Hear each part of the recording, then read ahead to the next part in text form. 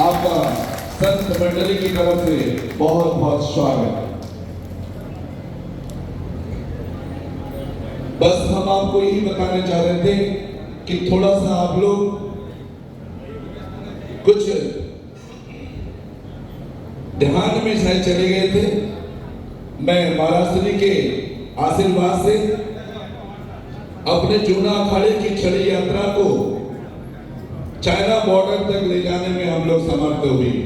लगातार 3 वर्षों से परम श्रद्धेय हमारे अंतर्राष्ट्रीय सभापति प्रेमगिरी जी महाराज जी के नेतृत्व में चीन के बॉर्डर तक चीन को यह बताने के लिए कि आज भी हमारा संत जागृत है और हमेशा उस छड़ी यात्रा को लेकर के हम जाते हैं।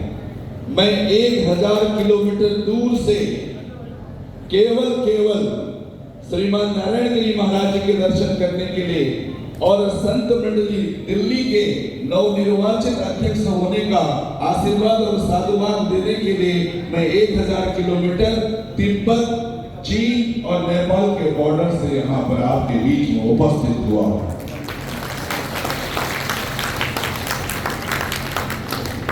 मुझे संत जब बनाया गया तो एक ही संकल्प लेके गए कि मेरा वो क्षेत्र जहां से चीन, चाहे वो नीति माणा हो, चाहे उत्तरकाशी हो, चमोली हो और पिथौरागढ़, इस भारत का अंतिम गांव पिथौरागढ़ का अंतिम क्षेत्र धारचूला और जहां पर ओम पर्वत और आदि कैलाश है वो बॉर्डर है, वहां से 80 किलोमीटर की दूरी पे मैं रहता हूं। चिंता है पलायन की, वहां गांव सारा खाली हो गया।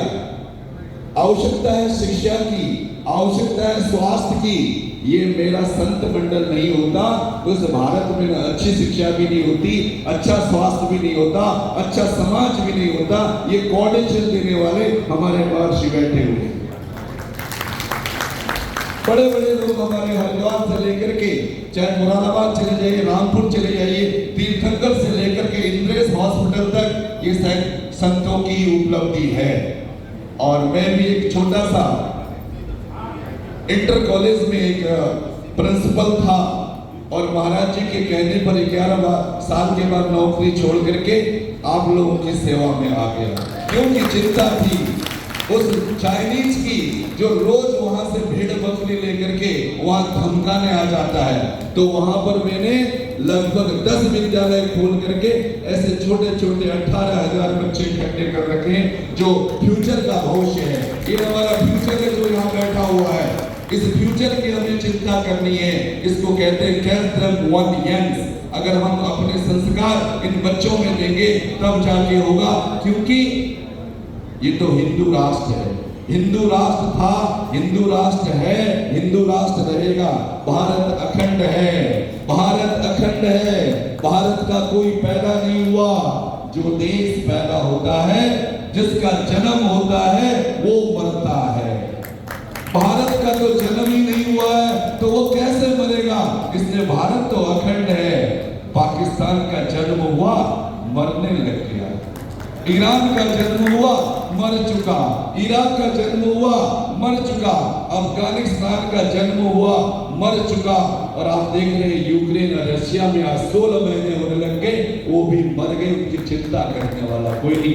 लेकिन भारत का यशस्वी प्रधानमंत्री अमेरिका में जाकर के उनको योग सिखा रहा है। तो ऐसे अखंड भारत में आप सब लोग रखते हैं, इसलिए हम सब भाग्यशाली है, हम सब गौरवशाली है। हम सब एक माँ के, माँ नहीं होती तो क्या हम यहाँ होते? अगर ये पृथ्वी नहीं होती तो क्या हम यहाँ होते? फिर से समझ लो, माँ नहीं होती तो हम यहाँ होते? अगर पृथ्वी नहीं होती तो क्या हम यहाँ होते? हम मदर्स डे क्यों मनाएं? मदर्स डे तो वो लोग मनाएं जिन लोगों को पता ही नहीं है कि मेरी माँ कौन है, वो लोग मनाते हैं मदर्स डे। 60% विदेशी लोगों को पता नहीं है कि मेरी माँ कौन है, तब अंग्रेजों ने मदर्स डे मनाया। फादर्स डे मना रहे हैं क्योंकि उनको पता ही नहीं कि 40% लोगों को ये पता ही नहीं कि मेरा बाप कौन है। तब वो फादर्स डे मनाते हैं। हमारी संस्कृति ऐसी नहीं है।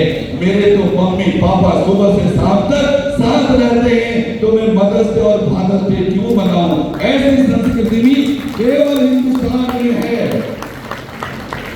59 इस्लामिक कंट्री और 111